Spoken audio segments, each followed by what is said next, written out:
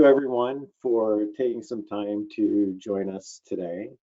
I am Matt LaHood here at the Altus Group. I am on the technology side of the organization, focus on data and analytics, and I'm specifically responsible for the build out of our new Altus Intelligence platform.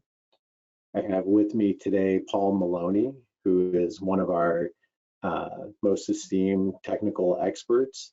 He's on the solution side of the house, and he'll be actually walking us through the demo today. Before we jump into the demo, I just wanted to talk a little bit about the journey that we've been on and some of the challenges that we're trying to solve for with ARGUS Intelligence and specifically Benchmark Manager. So at Altus, we touch on every part of the CRE lifecycle, whether it's through the data and analytics solutions that we have, the software, the expert solutions that the expert services, that we provide. There's really no part of the CRE lifecycle that we don't have coverage on. A lot of the solutions that we have are very strong. Some of them are even market leading, but they are all point solutions, which means they work independently of each other and all of the data is stored separately. So with the Altus Intelligence platform, what we're really looking to do is bring those capabilities all into one place on the platform, but more importantly, bringing all of that data together, resolving that data, connecting it, and then making it available for analytics and servicing intelligence.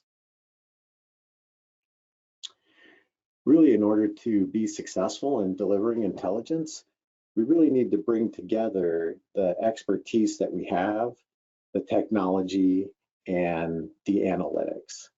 That expertise that we have is really going to help us understand what decisions our clients are trying to make, what information needs to be surfaced, and how those decisions can be improved through data and analytics. I believe benchmarking is really a great example of this. So some of you on the call today enjoy our services that we provide on a quarterly basis around attribution. But the fact is that less than 1% of our clients actually receive those services from us. We also host a quarterly webinar on market performance, and that webinar is attended usually by around 800 people, some a little more, some a little less. So we know that there's a lot of demand out there, but what we're able to do currently with our technology is pretty limited in servicing those clients for the need of that information. So that's what we're really looking to do with the platform. Let's take something that we know well, that we've been doing for years, that we have a strong solution in. Let's wrap it with the technology. Let's advance it a little bit more with the analytics, and let's get it to scale for all of our clients to take advantage of and help optimize their businesses. So in order to really achieve that scale, we wanted to make sure that what we were doing specifically on the benchmarking side was going to hit the mark. So we went out earlier this year and we did a tremendous amount of market research to really understand what the challenges were that our clients were facing. And through all of that research that we did, we really found that a lot of the answers sort of boiled down to three things. Sorry, got a little bit ahead of myself on the click there. So the first was the data that they need is not readily available. So a lot of our clients said, I know exactly what I want to do, I know exactly the data I need, I just don't have it available. Other clients said, I do have some data available for me to do some analysis, but it's really not relevant for my specific business, right? I'm in a particular region, I'm focused in a particular property type or even subtype, And the data that I have simply doesn't cover that. So there's things that I can tell, but it's not really totally relevant for what I need to do. And then the last thing we heard was no one is providing intelligence, meaning that all of the analysis, all the attribution that is going to be done, I have to do it myself. With the solution that we're providing, I'm happy to say that we can really cover off all of these in really a very strong way. So first, the data that we have, the data that's coming in from the valuations, you guys know well, it's very robust data, right? The rent rolls are in there, the income and expenses are in there, all of the assumptions are in there. That data is very reliable, right? Those valuations are done. There's a lot of scrutiny. There's a lot of back and forth on them, whether you're doing them internally or we're doing them on your behalf. There's a lot of decisions that are made on the basis of those, both at the asset and portfolio level, and they're done consistently over time. We believe the data that we have is also going to be highly relatable. We're bringing together for the first time the data from the software side of the house with ARGUS in the cloud and the services side of the house with all of the valuations that we do. I'll touch a little bit more on that in just a minute.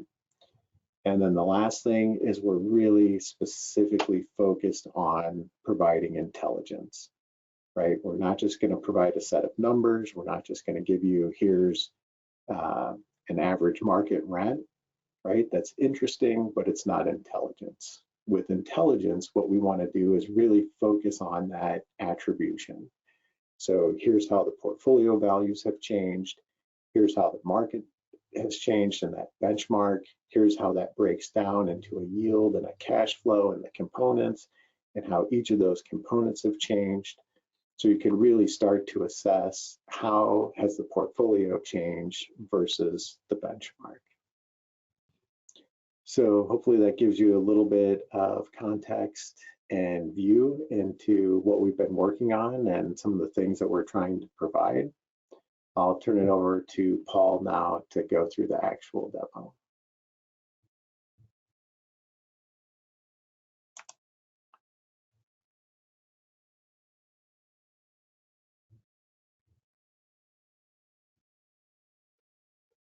Paul, you're on mute. Yep. Thank you there, Matt. I was just trying to get my share screened appropriately, and I appreciate the introduction earlier. And to Matt's point, I will take you guys through the demonstration aspect of this now. Anybody that was on the webinar we did last month, some of this may be a refresher. If you were not on the webinar last month, we did talk about the first side of the platform, which is the ARGUS intelligence aspect, which can lets you use the asset manager component. So starting off with the ARGUS enterprise side and asset manager before we functionally roll into portfolios and then the benchmark side. So what I'm showing now is the actual platform itself. Many of you, especially those of you that work with us on the valuation side, may have already started to see the platform. That's how we're actually logging into various tools here, including some of the ones on our valuation tools that we put out there for ARGUS Value Insight and Data Bridge. What we're looking at, though, really is performance-based, and we've got the ARGUS Intelligence piece with Asset Manager and AE at the top. We've got the Portfolio Manager piece, and then the new piece we're going to talk about today, and this is where Matt did the introduction, is really on the Benchmark Manager side. So a quick recap. Asset Manager really lets us decide and organize and start organizing from ARGUS Enterprise the assets we would like to use for further analysis. So if we look in this case, I've got various assets. These assets are all tied to a unique address. Each of those addresses lets it tie to a unique ID. So behind this, there is some intelligence in how we resolve to a specific ID for each asset. Within those assets, we have the model side of things. So the models might be the different ways you're using it. So since we're talking about benchmark today, I'll focus more on the valuation side. This becomes a linear history of what you might have tagged on the ARGUS Enterprise side to use for further analysis. So in this example, we can see I do have a quarterly cadence of external valuations that are happening here. Now, with that being said, there are various other ways people use ARGUS, and those use cases can be accommodated as well. In this example, I do have an acquisition. At some point in time, I do have annual budgets. So it does give us the ability to tag other types of properties here, because as you're doing asset level and portfolio level analysis, you may want to look at things beyond just the valuation lens if that's not where you sit. So functionally today, I will focus on the valuation aspect of it, but at the asset manager level, it really starts giving users and users that may not necessarily open Argus Enterprise on a regular basis anymore access to some of that asset level data. It does that in the form of a couple pieces. One of them is an overall dashboard view. So this starts pulling out some of the key metrics inside your models. So at the top, we see some key performance indicator items, including things like where does my rent sit, contract versus market. We do have some graphical representations of things like cash flow, occupancy, and then what the resale might be year over year. And then down below, we have various sections that break out different components to things like the value. So we see, for example, the value derived for this period, the cap rate and discount rate associated with that value, a summarized cash flow associated with the value, and then any of the assumptive data that's being used to derive that value as well. So things like our inflation rates. So again, as a non-AE user, you start getting access to some of the key things that you might want to see out of a model at any given point in time. Now, with that in mind, you can also drill in a little bit into things like the contract versus market rent. We have the ability to go into our leasing section. This breaks out all of our contract tenants, and it's going to show us tenant by tenant how much of our building they're taking up or what space they have in our building, how much time is remaining on their lease. So are some of these guys longer term leases or shorter term leases? And then more importantly, where do they sit contract versus market? And it's going to show that on a per square foot basis, as well as on a total basis or an annualized basis. And in this example, I can see roughly 43% of my building has tenants that are currently almost 45% under rented. They both still got quite a bit of time left on their leases as well. So we can start kind of looking and seeing, okay, how much longer might I be under rented? Is there anything I can do to incentivize those tenants to sign sooner or get closer to that market rent value? So at the asset level, like I said, it starts off with some basic dashboarding. Now, the one other thing we can do at the asset level that I do want to touch on here, and this will be a theme throughout, whether it's kind of comparing point in time that I'm going to show here on the asset and portfolio, or multiple period comparisons on the benchmark side, is you can actually start comparing versus other versions. So at the asset level, at any point in time, you can choose another version of the asset you would like to see side by side. In this example, I'll do Q1 versus Q2. All of those metrics we see at the top go into a comparative mode where we have trend arrows up and down. So we can see things that did change at the top. And then down below, if there were changes to any of the input-driven items like cap rates in this example, or inflation rates, it calls those out specifically. So I can see, for example, cash flow went up, cap rates dropped, leverage value, unleveraged value in this case went up as well, which kind of makes sense if you kind of look at those factors. Now that comparative aspect does flow through into the leasing side as well. So we can also look at our rent roll and see that anything changing there that might be driving that cash flow. And in this example, we can see two tenants do have changed their contract rent, which leads me to believe they had a 4% rent bump in this example that happened during the change from Q1 to Q2 of 2024. So we start getting comparisons at the asset level. So that's what we're calling asset manager. Asset manager really is just a collection of assets so you can start getting some very quick insights into. From there, we're going to roll into portfolio manager. Now, portfolio manager lets us take any of these assets and start putting them into portfolios or containers that we want to use for further analysis. So in this example, we've got a global portfolio that everybody receives. That really is just all of the assets that have been loaded onto the platform. And then down below, I've got a couple examples. This one called Connect Portfolio, and then another one called the Industrial Portfolio that functionally do the exact same thing, but they're put together differently. So we have two options on how you can set up a portfolio. This Connect Portfolio is using what we call a static portfolio. In essence, when we created this portfolio, you can go through and pick off from a list of all the assets on the platform, which ones you want to include inside this portfolio. And that's going to be the only assets we ever see there. The nice thing about this is as we load further versions of those assets, they're automatically dynamically added to that portfolio. And you'll see that in a second here. The bottom one, this industrial one, this is a dynamic portfolio. This one lets us set up a portfolio the same way, but instead of using kind of tick marks for the assets we want to include, we can make them more dynamic using criteria-based filters. So in this example, I've kept it simple. I've said, show me any properties that are industrial, but you can actually create filter sets that have multiple criteria. This ties into a lot of the kind of out of the box things that you might look at for how you're sorting and filtering or looking at your assets. So once you set up a filter set, that filter set will be applied and it's going to narrow down our portfolio to just those types of assets. The nice thing about this is because it's dynamic, if your portfolio adds or removes assets that conform to those filters, they're dynamically added into that portfolio as well. So the industrial portfolio is going to grow if I add more industrial properties in this sense. So again, regardless of how you set up your portfolios, you kind of end up at the same place. So we end up with a portfolio view, and I'm going to look at our Connect portfolio, Right now, specifically because we are talking about the benchmark stuff in a moment, I'm going to focus on some valuation properties. So this is my Q2 valuation properties. Out of the 110 properties that I did have from my asset list, 106 of those have valuations for Q2 of 2024. Those sit across 5 different property types, and I can see very quickly my total portfolio value at the top is $8.2 billion. We do break down some of the other items like rent and value on a per square foot basis as well. Down below, we get a distribution by default of NOI across all those property types. So I see the NOI for the first 4 years based on property type here. Now, if you want to look at other things, you can go in and choose things like area measure and rent as well to kind of change the way you're viewing that.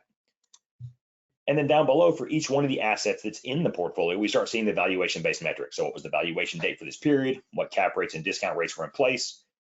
What cash flow was being used for the valuation? And then down here at the end, the actual value derived for this point in time. So we can see, for example, property 1 here, $107 million of the value that we see up at the top is coming from property 1. So it does start pointing those out as well. So really the portfolio starts off as a container to start kind of rolling data together. Now you can go in and pick and choose as many different ways you want to sort and filter and set up these portfolios to your liking.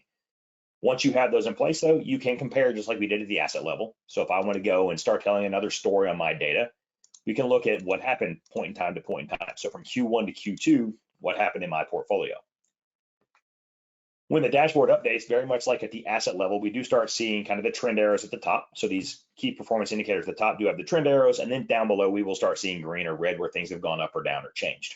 So just looking at this, if we look at kind of the things at the top, I can see value drop from Q1 to Q2 by 3%.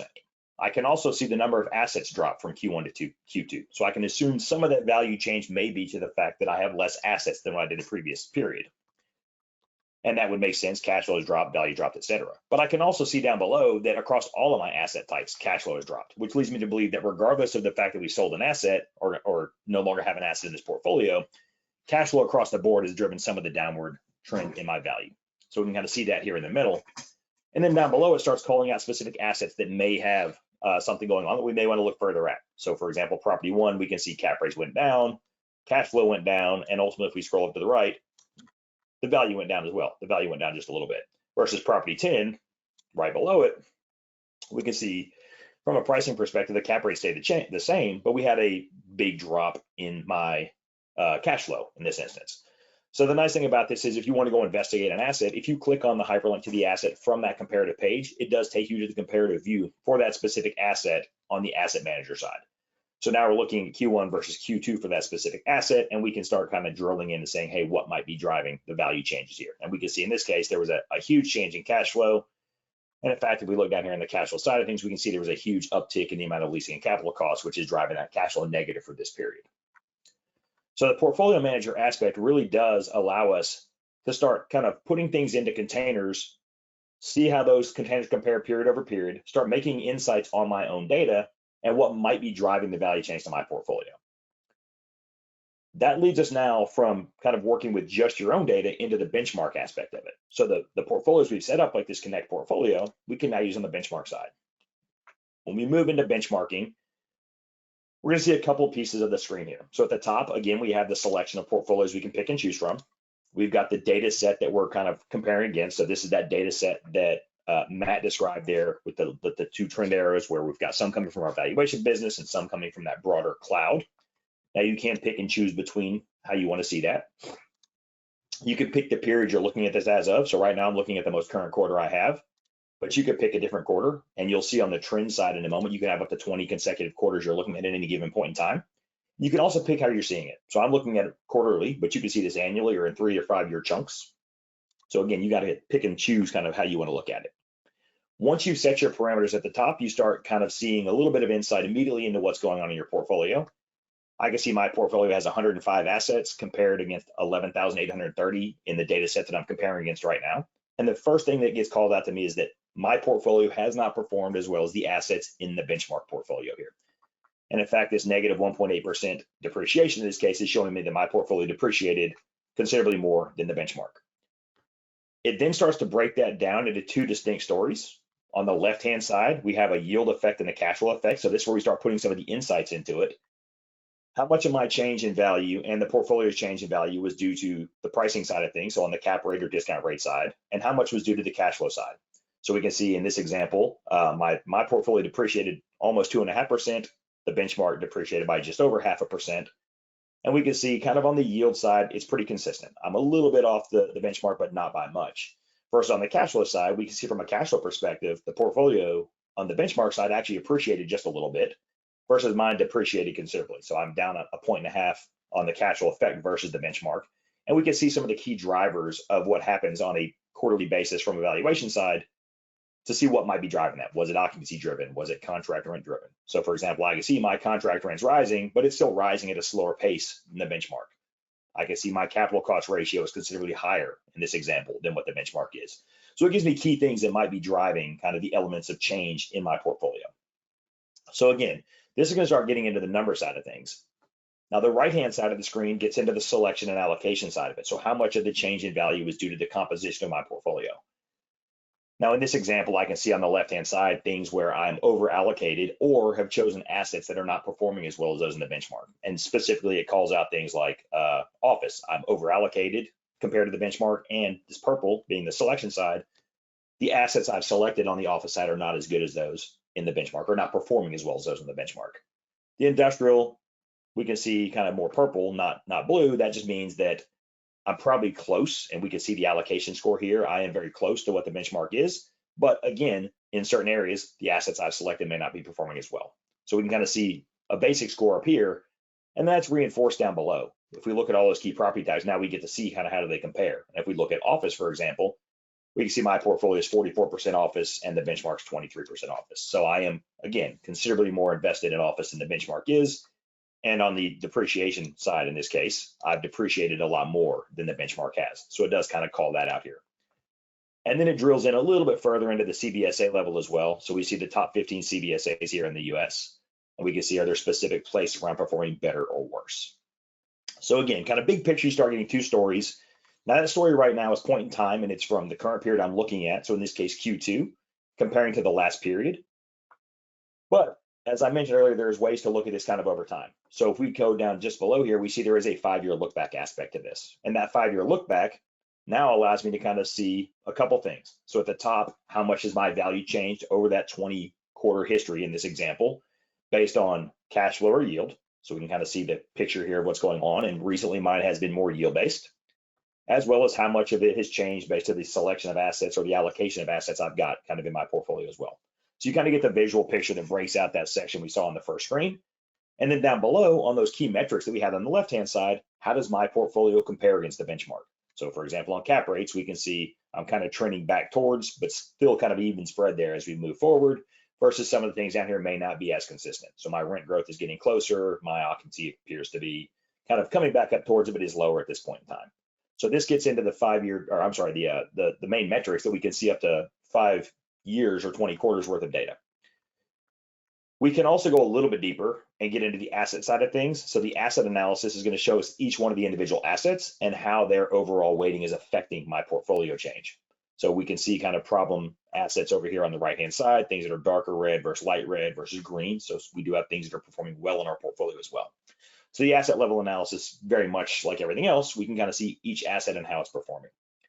So if we kind of take all that in mind, we can actually start kind of drilling into this as well. And this is where you'll see in a moment that we can actually kind of go full circle and go back and start drilling into assets from here if we choose. But if I want to go and look in and say, hey, you know what, let's go look and see what might be going on in my portfolio, and I want to narrow it down to a specific sector. So for example, maybe I want to look at industrial. It looks like I'm allocated very well in industrial, but I've not chosen assets that are performing as well as the benchmark. Well, up here at the top, regardless of what's in my portfolio, I can narrow it down. I can narrow it down to specific CBSAs, specific property types, individual assets or collections of assets as well, or any combination of those. So in this example, maybe I'm going to go and look at some industrial assets and see how is industrial performing. And when I do that, you'll notice everything on the screen updates. So now I'm comparing 48 assets versus 4,400 assets in the benchmark here. We can see my score is a little bit better on industrial than it was overall. From a pricing perspective, I'm actually a little more aggressive than the benchmark. It's actually performed a little bit better in that sense. I'm still down on the cash flow side though. So the cash flow is still really what's driving my depreciation on my industrial assets. And again, we can start looking at all the individual items down here and see what might be trending up or down and what might be causing some of these variances. So I can see, for example, if I look at this one, market rent is a little higher, but it's still growing slower contract rent, kind of the same thing, it's growing slower. Down below, I still get that same view at the CBSA level. So we're only looking at industrial. So this is what we saw in that previous chart, just narrowed down to industrial. But now we can see specific areas where we might be performing well or not performing well. So for example, Inland Empire, I'm heavily allocated, but I've selected assets in Inland Empire that are performing moderately well. LA, I've selected good assets and I'm allocated on par. So again, it kind of starts telling where I might want to drill in to see, is there a problem area or some area where I may be performing very well. The 5-year look back now is narrowed down to those industrial assets as well. So we see the same kind of 5-year trending. So we can kind of see those same kind of trend lines. Now we're looking at it as just industrial to industrial. And as we expect, based on some of the numbers being closer out there, we see the trend lines are tracking closer as well.